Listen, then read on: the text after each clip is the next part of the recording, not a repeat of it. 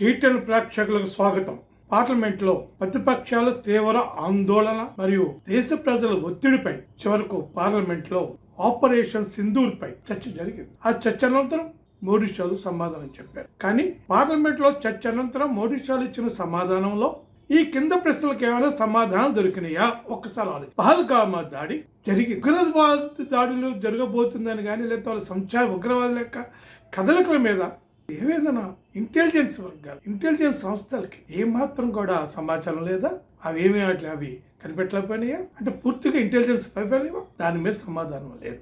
Pakistan border దాటి అంత దూరం ఉగ్రవాదులు ప్రశాంతంగా పహల్గాముకు వచ్చారు, 26 మందిని చంపారు, తర్వాత అంతే ప్రశాంతంగా తిరిగి వెనక్కి వెళ్ళిపోయారు. అంటే వచ్చేటప్పుడు కానీ వెళ్ళేటప్పుడు కానీ ఈ నిఘా వర్గాల కళ్ళల్లో కానీ రక్షణ సిబ్బంది కళ్ళల్లో కానీ ఈ సరిహద్దు భద్రతా దళం సిబ్బంది కళ్ళలో కానీ ఎవరి కళ్ళలోనూ పడలేదు. దానికి ఏమైనా మన సమాధానం దొరికిందా? అలా పహల్గామా లాంటి టూరిస్ట్ ప్లేస్లో ఆ రక్షణ సిబ్బంది ఒక్కళ్ళు కూడా, కనీసం లోకల్ పోలీస్ ఒక్కళ్ళు కూడా లేకపోవటం అంటే ఏమిటి అసలు? దానికైనా మనకు సమాధానం దొరికిందా? దొరకల. తర్వాత ఆపరేషన్ సింధూర్ కొన్ని మన ఫైటర్ మనల్ని నేలకుని అని చెప్పేసి 5 అని చెప్పేసి మిలిటరీ అధికారులు చెప్తారు. అది వాస్తవా కాదా? మనకు ఎంత నష్టం జరిగింది ఏంటి? దానికి ఏమైనా ఇక్కడ సమాధానం దొరికిందా? ఇంతమంది పార్లమెంట్ బృందాలని పహల్గామా దాడి ఆపరేషన్ సింధూర్ తర్వాత ప్రపంచ దేశాలకి వాస్తవాలు తెలపడానికి పాకిస్తాన్ ఒక టెర్రరిస్ట్ దేశం అని రుజువు చేయడానికి పార్లమెంట్ బృందాలని 30 దేశాలకు 8 దేశాలకు పంపారు. కానీ దానివల్ల ఫలితం ఏమైనా వచ్చిందా? ఒక్క దేశమైనా పాకిస్తాన్ ఒక ఉగ్రవాద చర్యల్ని ఖండించిందా? పాకిస్తాన్ ఉగ్రవాద దేశంగా గుర్తించేదాన్ని ఖండించిందా? దానికి సమాధానం లేదు. ట్రంప్ అంటాడు, నేను పాకిస్తాన్ భారత్ మధ్య కాల్పుల విరమణ నేను చేయించాను, చేయకపోతే వాణిజ్య సంబంధాలు మీతో తెంచుకుంటున్నాను, అందుకు బెదిరిపోయి భారత్ పాకిస్తాన్ కాల్పులను ఒప్పుకున్నాయి, నేనే చేయించానని 29 సార్లు చెప్పాడు. అది అబద్ధం, ట్రంప్ అబద్ధాలు కోరు అని చెప్పేసి పార్లమెంట్లో ప్రకటన చేశారా? అంతేకాదు పాకిస్తాన్కి IMF కానీ వరల్డ్ బ్యాంక్ కానీ ఆసియా డెవలప్మెంట్ బ్యాంక్ కానీ కొన్ని వేల మిలియన్ డాలర్లు లోన్లు ఇచ్చినాయి. ఏంటి? పార్లమెంట్ బృందంలో ప్రపంచంతో తిరిగి పాకిస్తాన్ యొక్క ఉగ్రవాద చర్యల గురించి వాళ్ళ వాస్తవాలు చెప్పిన తర్వాత లోన్లు ఇచ్చారు. దానికి ఏమైనా పార్లమెంట్లో సమాధానం చెప్పారా? ఏంటి మనం ఎందుకు లోన్ ఇచ్చారు, ఎందుకు మనం అడ్డుకోలేకపోయి ఏంటి అనేది సమాధానం దొరికిందా?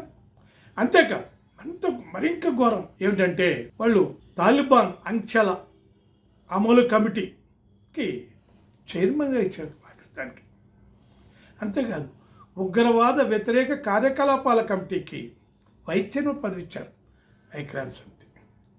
అంటే ఉగ్రవాద దేశంగా మనం పాకిస్తాన్ ప్రపంచవ్యాప్తంగా దాన్ని ఎండగట్టాలనుకుంటే ఉగ్రవాద వ్యతిరేక కార్యకలాపాల కమిటీ వైస్ చైర్మన్ పదవి పాకిస్తాన్కి ఇచ్చింది ఐక్యరాజ్య సమితి. తాలిబాన్ పై అంశాల అమలు కమిటీకి చైర్మన్ పదవి ఇచ్చింది. ఏంటి మనం ఎక్కడ ఫెయిల్ అయ్యాం? మన దౌత్యం వైఫల్యం చెందిందా ఏంటి అసలు? వీటికి ఎక్కడైనా మనకు సమాధానం దొరికిందా? ఎక్కడ సమాధానం దొరకలా. ఏ అంశంలో వాస్తవ సమాధానం దొరకలా. మేము అది చేసి ఇది చేసి చెప్పడం తప్పించి ప్రతిపక్షాలు కాంగ్రెస్ నెహ్రూ మీద దాడులు చేయటం అంతే తప్పించి ఏ అంశానికి కూడా ఇక్కడ మనకి సమాధానం దొరకలేదు. దేశ ప్రజలందరూ ఎదురు చూశారు ఇట్లా అన్నిటికి సమాధానం దొరుకుతుందేమని. అందుకే చర్చకు పట్టుబెట్టారు ప్రతిపక్ష సభ్యులు. కానీ ఎక్కడ కూడా సమాధానం దొరకలా.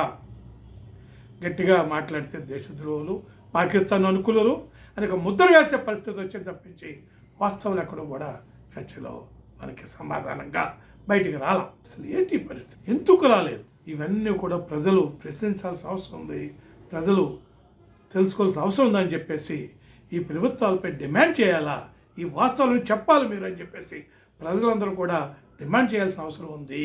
లేకుంటే ఏమిటండి, మనం ప్రపంచంతానేమో ఎంపీ బృందాలను పంపించి పాకిస్తాన్ ఉగ్రవాద దేశంగా ఎండగట్టాలనుకుంటే దానికి ఎటువంటి పాలు దొరికినాయో, ఎన్ని మిలియన్ డాలర్ల అప్పులు దొరికినాయో మనం వాస్తవాలై మనం కళ్ళతో చూసాం. కాబట్టి ఇప్పటికైనా ప్రభుత్వం వీటన్నిటి మీద వాస్తవాలు ప్రజలకు చెప్పాల్సిన బాధ్యత ఉందని చెప్పేసి మీకు అందరికీ తెలియజేసుకుంటూ ధన్యవాదాలు.